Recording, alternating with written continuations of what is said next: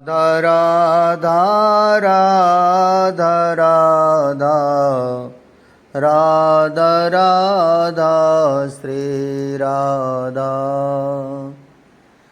राधा राधा राधा राधा राधा राधा श्री राधा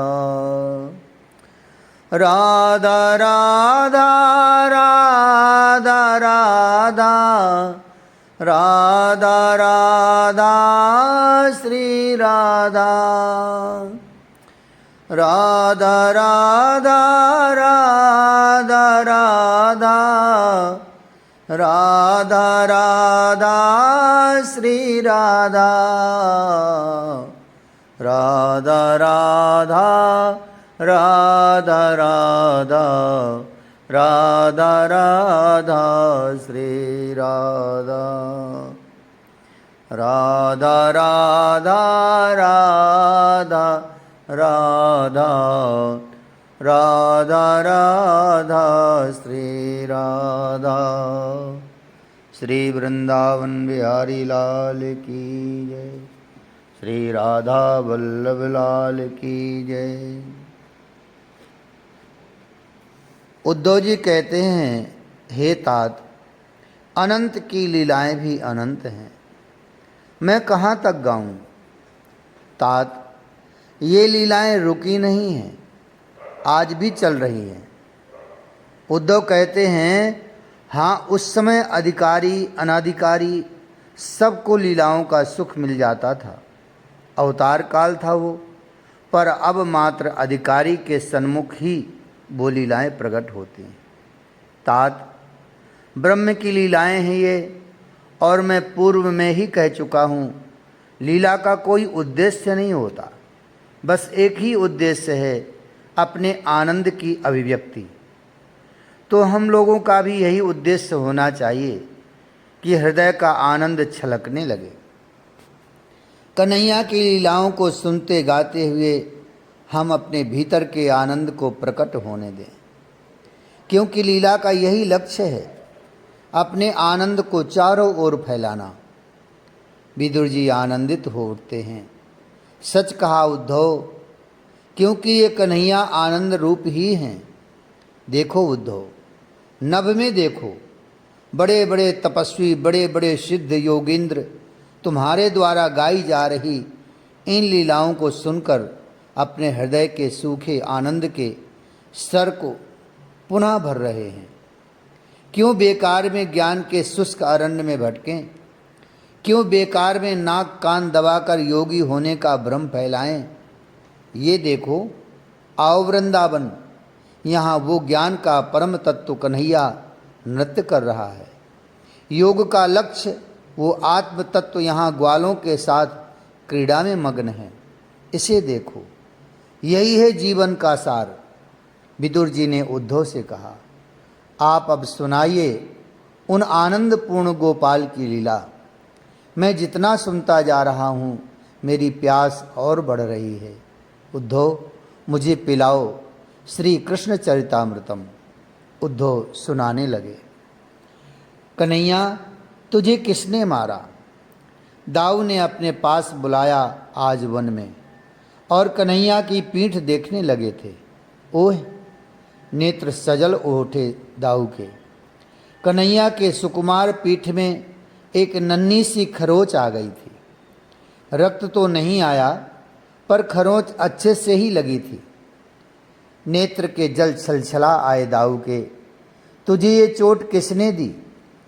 कन्हैया को तो पता भी नहीं कि उसके चोट भी लगी है। कहा, कहाँ है चोट? यह क्या है? दाऊ ने चोट को हल्के से छूते हुए कहा, अच्छा, ये तो उस लता से है। कन्हैया ने सामने के एक लता बता दी। तू उस लता के पुष्प लेने गया था? दाऊ अपने छोटे भाई की खरोंच भी कैसे देख लेते। यह तो प्राणों से भी प्यारा है दाऊ को।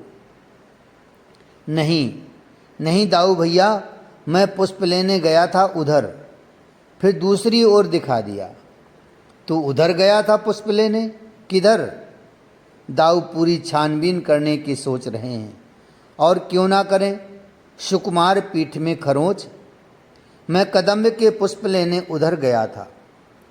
कन्हैया अब डर रहे हैं दाऊ से, क्योंकि इनके मूड का कोई भरोसा नहीं है। कहो तो बड़ी बड़ी बातों को भी हंसकर टाल देते हैं, और कहो तो छोटी बातों को भी बड़ा बनाकर हंगामा कर देते हैं। वैसे ये छोटी बात हो कैसे सकती है? कन्हैया के खरोंच कठोर हृदय भी पिघल जाए। कितना सुकुमार तो है हमारा लाला। झूठ बोल रहा है तू। लता उधर है और कदम्ब इधर है। पुष्प तोड़े तेने कदम्ब से और खरोंच आई लता से हैं। दाऊ भैया को समझते देर न लगी कि ये साफ साफ झूठ बोल रहा है। पर ये क्या, दूर खड़ा श्रीदामा रो रहा है, हिलकियों से रो रहा है। कन्हैया ने देख लिया है। वो दौड़ा श्रीदामा के पास। मत रो, मत रो, मैं नहीं कहूँगा दाऊ भैया से। मत डर, मैं हूँ ना। पर तुझे चोट लगी उसका क्या? इन नख ने तुझे खरोचा है। उफ, कितना कष्ट हो रहा होगा तुझे। श्रीदामा बस रोए जा रहा है। क्या हुआ? श्रीदामा क्यों रो रहा है? दाऊ भैया वहीं आ गए थे। नहीं नहीं, इसने कुछ नहीं किया। श्रीदामा ने कुछ नहीं किया, इसका दोष नहीं है। कन्हैया को लग रहा है कि अब दाऊ कहीं श्रीदामा को पीट ना दें, इसलिए ये अपने सखा का बचाव कर रहा है। पर ये दाऊ हैं। श्रीदामा को शांत कराया, फिर पूछा। तब रोते रोते सच्ची बात बताने लगा था श्रीदामा दाऊ भैया को। श्रीदामा, आज मैं तुझसे लड़ूंगा कुश्ती। कन्हैया ने ताल ठोकी थी। अरे जा, एक ऐसी पटखनी दूंगा चित्त हो जाएगा तू। श्रीदामा भी बोल उठा। ये कन्हैया हारता ही है अपने सखाओं से, पर पता नहीं क्यों इसे हारने में भी सुख मिलता है। कहाँ चली जाती है इसकी शक्ति सखाओं से लड़ते समय, पता नहीं। वैसे तो बड़े बड़े दैत्यों को उठाकर पटक देता है ये, पर अपने सखाओं से हारता ही है। अच्छा तो आना, तू बोलता ज़्यादा है श्रीदामा। आज मैं ऐसा दांव सीख कर आया हूँ कि तू तो गया है। वो 6 वर्ष का कन्हैया कैसे मुंह मटका मटका के बोल रहा था, पर श्रीदामा भी तो 6 वर्ष का ही है। 1-2 महीना आगे पीछे होगा। श्रीदामा ने पटके उतार कर रख दिए। अपनी माला, श्रृंग, लकुट सब रख दिया। कांचनी ऊंची की, कमर कसा, फिर ताल ठोका। इधर कन्हैया ने। यमुना की सुकोमल बालुका है, उसी पर ये कुश्ती दंगल आज हो रही है। फुदकता है कन्हैया, उछलता ज़्यादा है ये। श्रीदामा गंभीरता के साथ लड़ रहा है कुश्ती, पर कन्हैया ये तो कुश्ती के नियम कानून सबको धता बताते हुए खेल रहा है। कुछ नहीं तो गुलगुली कर देता है श्रीदामा के पेट में। चिड़िया की भांति फुदकता है कन्हैया। श्रीदामा के पैरों के नीचे से होकर निकल जाता है। इतने में ही अपनी जीत समझकर हंसता है, हाथ हिलाता है। दर्शक बने अपने सखाओं को। पर अब तो गुत्थम गुत्था हो गई श्रीदामा और कन्हैया से। दोनों का मुखमंडल लाल हो उठा है। श्रीदामा ने गिरा दिया कन्हैया को। श्रीदामा खुश हो गया, हार गया। वो जैसे अपने दोनों हाथों को ऊपर करके चिल्लाया, कन्हैया ने तुरंत उठाकर उसे वापस गिरा दिया था। पर मैंने तुझे पहले गिराया है, श्रीदामा बोल रहा है। पर कन्हैया बोल रहा है, गिराने से क्या होता है, चित्त करना पड़ता है कुश्ती में। इसे कुछ पता ही नहीं। सब सखा ताली बजा रहे हैं। श्रीदामा ने आज अपनी हार स्वीकार कर ली है। श्रीदामा अभी भी लेटा हुआ है बालू में। कन्हैया उसके पास हैं और यमुना की बालू श्रीदामा के पेट और छाती में गिरा रहा है। कन्हैया, तो तुम लोगों ने कुश्ती लड़ी आज, दाऊ भैया बोल रहे हैं। श्रीदामा रो रहा है, पर इसमें इसका दोष नहीं है। कन्हैया ने कहा है, इसने जानबूझकर खरोच नहीं लगाई है। मनसुख पारिजात का पत्ता तोड़कर ले आया था, उस पत्ते के रस को खरोंच में लगा दिया दाऊ भैया ने। तुझे दर्द हो रहा होगा ना? श्री दामा को और रोना आ रहा है। वो ये सोच सोच कर रो रहा है कि अपना सखा कितना कोमल है, उसको मेरी खरोंच लग गई। अच्छा, अब रो मत। दाऊ भैया ने इतना ही कहा और वहाँ से चले गए। तू हार गया इसलिए रो रहा है? कन्हैया ने फिर छेड़ा श्री दामा को। तू हारा है, श्री दामा ने अपने आंसू पोंछते हुए कहा। झूठे, तुम बरसाने वाले सब झूठे हो, कन्हैया ने स्पष्ट कह दिया। झूठे चोर तो तुम नंदगांव वाले हो, श्री दामा कम थोड़े ही है। तो लड़, आ कुश्ती फिर हो जाए। इस छोटे से कन्हैया ने फिर ताल ठोकी, पर श्री दामा के नेत्रों से फिर जल बहने लगा। तेरे चोट लगेगी, तू बहुत कोमल है। कन्हैया कैसे अपने सखा को इस तरह रोने देता? श्री दामा को हृदय से लगा लिया था और बड़ी देर तक दोनों गले लगे रहे। बाको नाम कहा है पतो नहीं, पर सब ब्रज में बातें टोटका वारी ही कहे हैं। बाल बच्चन के नज़र टोटका उतारनो, या में सिद्ध है जे बूढ़ी गोपी। या लिए या को नाम टोटका वारी ही पड़ गयो है। वैसे कहीं आवे जावे नहीं है, पर आज सवेरे पहुंच गई नंद भवन में। या को कारी गैया को गोबर चाहिए और वा के कछु बाल। टोटका करे तो वाह आ गई गोबर और बाल लेवे को। नेक ठहरो। मैया ब्रजरानी ने उन्हें बिठायो, फिर जल दे के ब्रजरानी चली गईं। गोबर और कारी गैया के बाल लावे को गोष्ठ में। थोड़ी देर में आई ब्रजरानी, उनके हाथ में गोबर और कारी गैया के बाल हैं। पर जे कहा दारी, कन्हैया ने मुंह फुला लियो हो और क्रोध में वह बुढ़िया को देख के कह रहे हैं, दारी? हाँ, जे गारी है, ब्रज की बड़ी प्रसिद्ध गारी है, आप कह सकते हो अश्लील गारी है जे तो। हाँ, पर जे गारी ब्रज में सबके मुंह में रहे है। सारे दारी या दारी के, अब गारी तो गारी है, चाहे कुछ भी हो। छोटा सो कन्हैया सुबह सुबह उठते ही या को रोष आए गयो। ब्रजरानी ने देखियो, समझ नहीं पाई। कहा भयो मेरे लाला को, और आश्चर्य जे कि वो टोटका वारी कन्हैया के चरणन में गिरी भई है। दुनिया को आशीष देवे वारी, अरे हाँ, वादिना कन्हैया को भी तो लेके गई हति ब्रजरानी, तब तो खूब आशीष दे रही, पर आज कहा भयो। आहा हा, हे महादेव, आप पधारे हो हमारे महलन में, आओ मेरी दाहिनी ओर विराजमान है जाओ। आहा हा, हे भगवान विष्णु, आज आप हूँ पधारे हो महादेव के साथ, आओ आप हूँ आसन ग्रहण करो। ओहो गणपति गणेश, पेट बड़ो नाए है गए हो आपको, लड्डून को खानो कम करो, पर आप आए गए हो तो आप हूँ आसन ग्रहण करो, बैठो। अरे सप्तऋषि, आप सब एक साथ पधारे हो, आओ। आप सबन को स्वागत है, विराजमान है जाओ। अब नींद में है कन्हैया और नींद में ही बोले जा रहे हैं। बाहर बैठी है वो टोटका वारी, वहाँ ने सब सुन लियो है। जे आवाज़ कहाँ से आ रही है? बस वो तो महलन में ही भीतर चली आई। जब वाने देखियो, आहा, नीलमणि सोए रहे हो है, नेत्र बंद रहे हैं वाके, अद्भुत रूप माधुरी, लाल वर्ण के ओष्ठ हिल रहे हैं। आओ हे महादेव, आओ हे भगवान विष्णु। चकित वो टोटकावारी तो आश्चर्य में पड़ गई। या के सामने भगवान शंकर पधार रहे हैं और या को तेज तो देखो, नाय नाय, जे साधारण बालक नहीं है, ये तो देवता है। फिर विचार करे, नहीं नहीं, ये देवता भी नहीं, महादेवता है, भगवान है। बस तुरंत ही टोटकावारी ने लंबी ढोंग लगाई और सोते भय कन्हैया के आगे, पर कोमल चरणन के स्पर्श करवे को लोभ त्याग न सकी।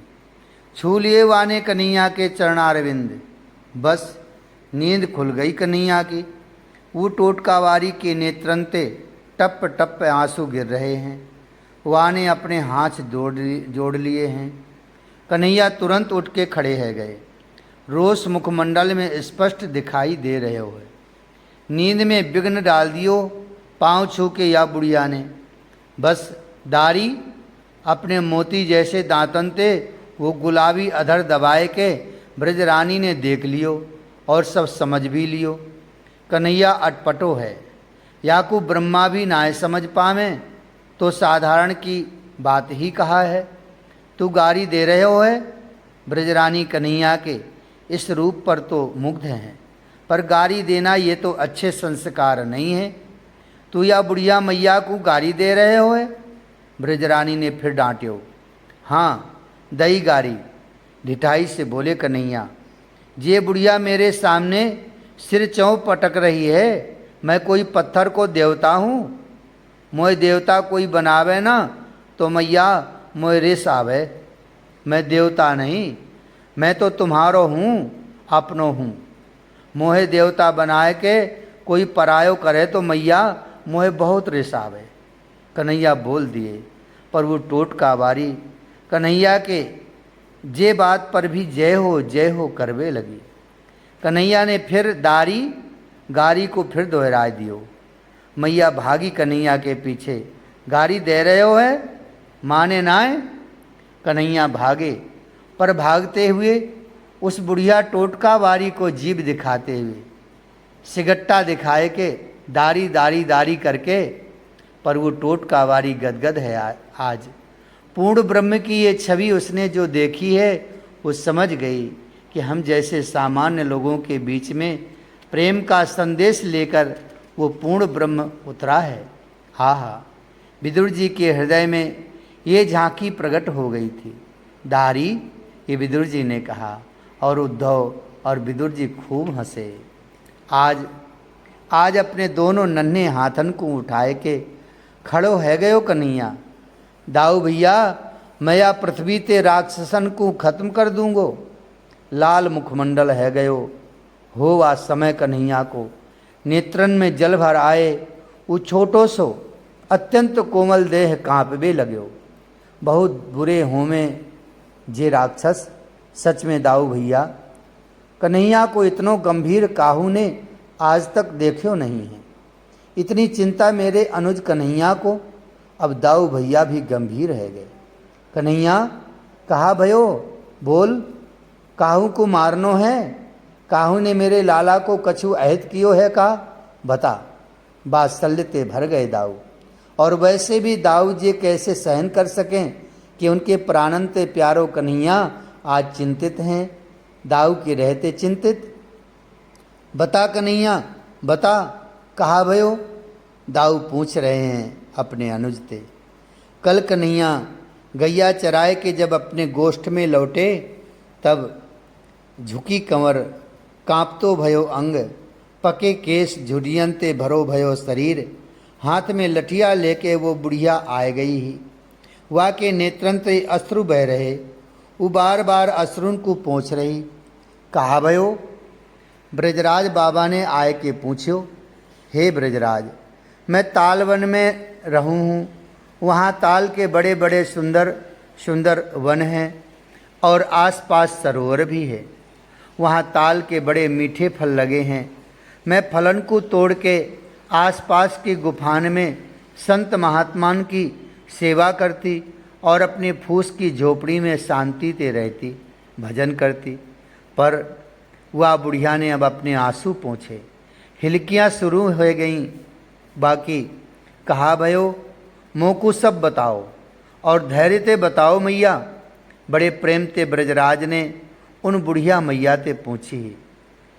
2 वर्ष ते एक राक्षस आए गयो है तालवन में, गधा है। नहीं नहीं, मैं गारी नाय दे रही वा राक्षस को। वो सच में गधा ही है। गधा? ब्रजराज के कुछ समझ में नहीं आया। क्योंकि गधा कभी फल नहीं खाता। हाँ ब्रजराज, हाँ, आप सच सोच रहे हो। गधा फल नहीं खाता, न खाने देता है, उसे मात्र नष्ट करने में ही सुख मिलता है। हे ब्रजराज, उसने वनों के फलों में अपना आधिपत्य जमा लिया है। ब्रजराज, इतना ही नहीं, मेरी कुटिया उजाड़ दियो वाने, संत ऋषि की गुफान को बंद कर दियो। बेचारे संत ऋषि मार दिए वाने। बुढ़िया के अश्रु अब ज़्यादा बह रहे हैं। पर जे है कौन? ब्रजराज ने चिंतित हो पूछा। मैंने सुनी है राजा कंस को राक्षस है जे। लंबी सांस लई ब्रजराज ने कंस को नाम सुन के, और अपने सेवकन को आज्ञा भी दे दियो, एक सुंदर कुटिया या मैया की हमारे महलन के निकट बनाए दो। वो बुढ़िया तो अति प्रसन्न है गई।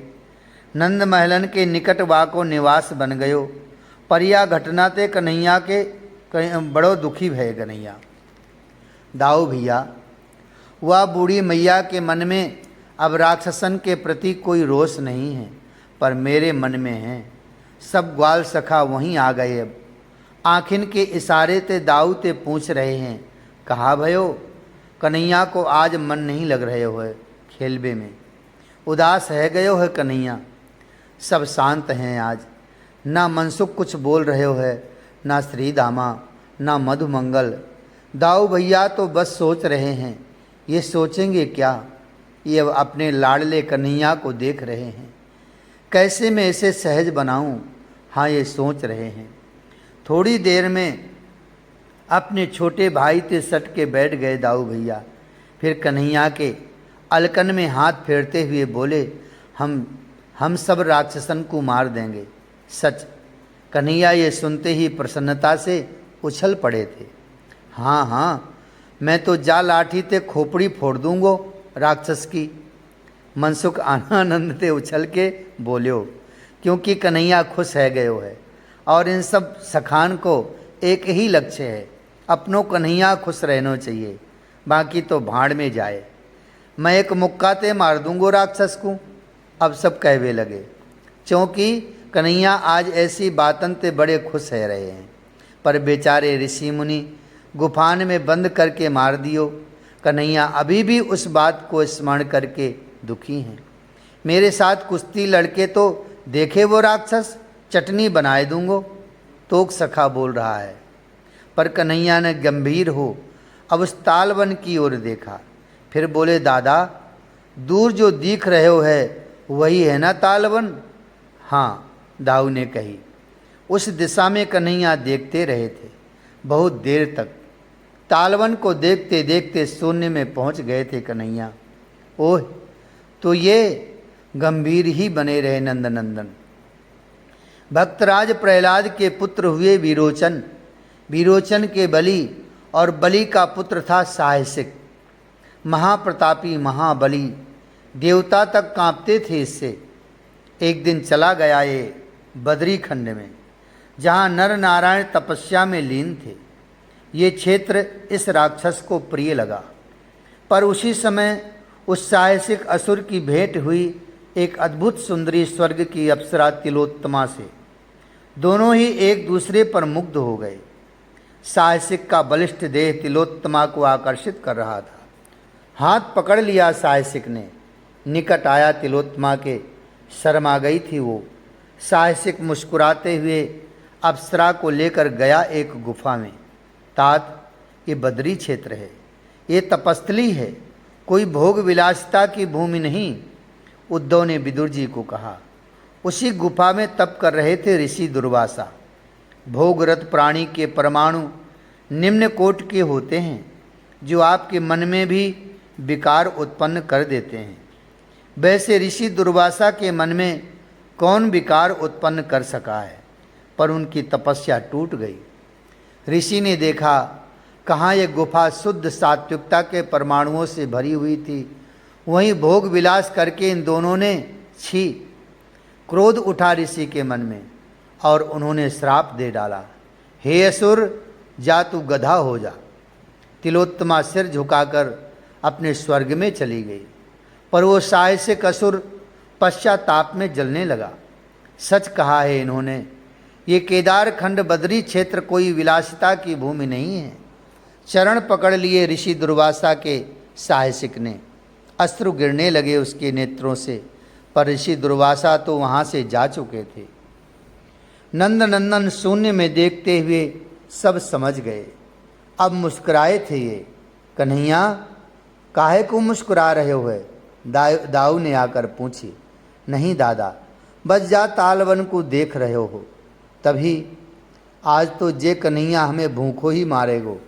देखो दोपहरी है रही है, पेट में मूसा कूदते भय मरहू गए। मनसुख आपस में बोल रहा है। कहा भैया भूख लगी है? नंद नंदन और दाऊ दोनों सखान के आसपास आ गए थे। हाँ भूख तो लगी है, पर तोहे तो राक्षसन को मारनो है।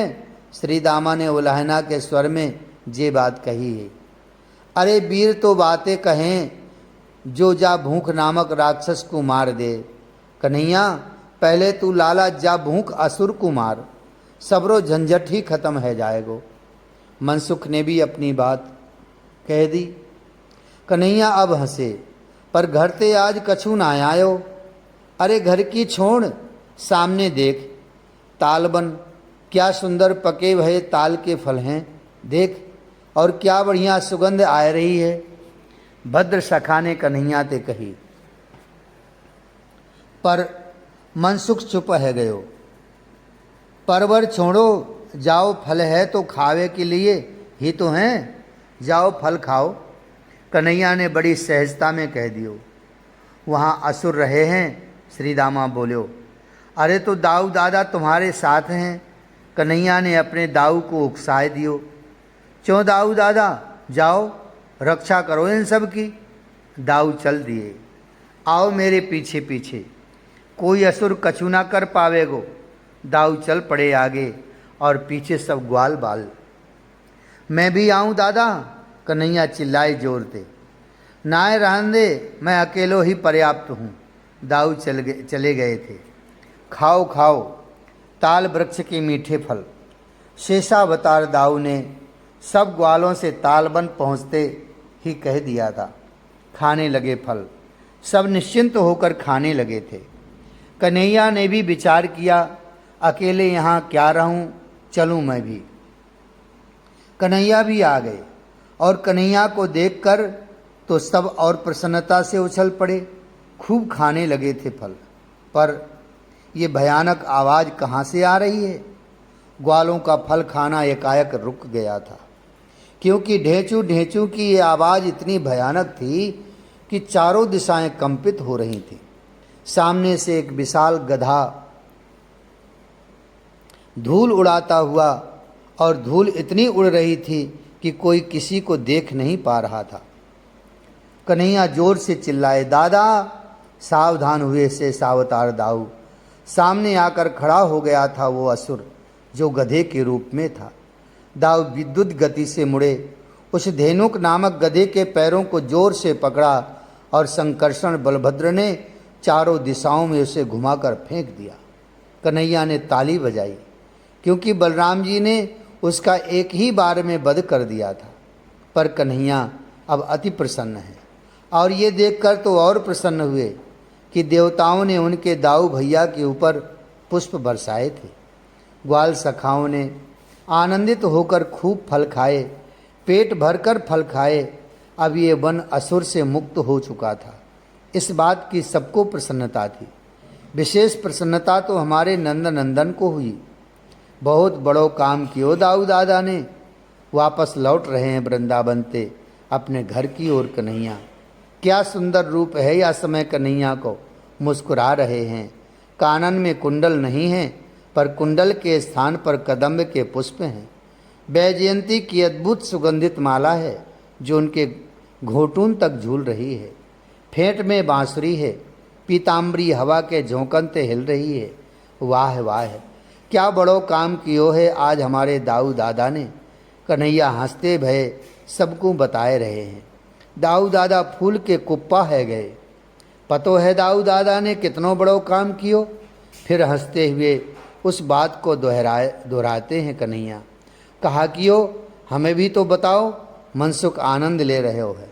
एक गधा को मार दियो, जे कहते वह जोर जोर ते हंस रहे हैं कन्हैया। सब हंसवे लगे। मन सुखादि तो लोट पोट है गए धरती में। वो कोई साधारण गधा नहीं था। दाऊ दादा को इस तरह इन सब का हंसना अच्छा नहीं लग रहा है। पर दादा, गधा तो गधा ही था और तुमने एक गधा को मार दियो, बहुत बड़ो काम कियो है। ये कहते हुए फिर सब हंसने लगे। तू चल, मैं बताऊं तो है, मुँह छेड़ रहे हो है। दाऊ गुस्सा है रहे हैं। तात ये सब तरह आनंद लेते हुए, हंसी विनोद करते हुए नंद भवन में लौट आए थे। उद्धव ने विदुर जी को बताया है।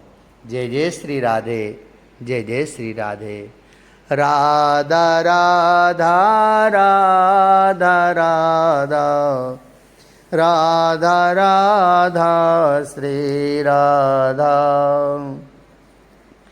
राधा राधा राधा राधा, राधा राधा श्री राधा। राधा राधा राधा राधा, राधा राधा श्री राधा।